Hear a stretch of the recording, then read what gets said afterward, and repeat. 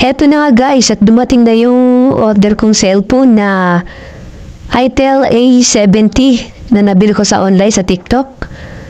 Nung 11/11, napakamura lang guys.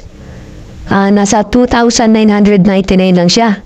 So, malalaman natin dito kung talagang legit siya, no? Baka kung ano ang laman nito. So, ayan na siya, lumalabas na. So, una ating makikita dito guys yung warranty, no? Huwag niyo po iwawala yan kung ma-order kayo. Importante po yan. Buksan natin yung pinakaloob. Ayun, lumabas na siya. Maganda ang box niya. Intact pa siya. So, buksan natin guys yung plastic para makita natin yung loob.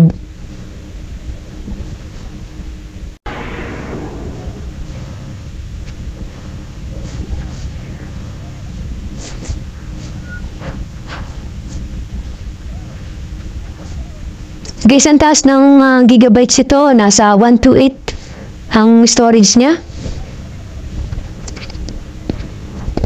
Taas natin. Wow, ito na. Tabi muna natin siya guys. So, ito guys yung pinaka-manual nila. At ang kasunod naman ay yung back case.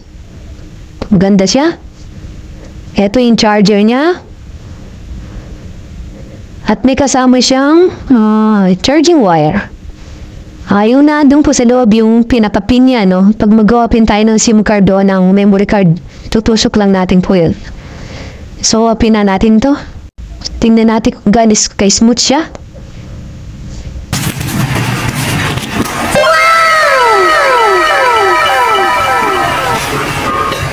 Wow! Ganda guys.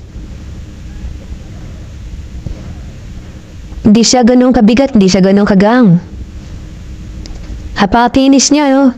Ang lakas makaipon nito, Turn on natin. Yung Itel.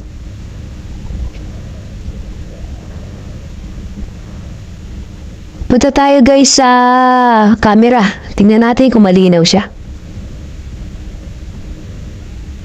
So, sa tingin ko guys, legit talaga itong nabili ko. Maganda itong nabili ko, sakto to sa anak ko.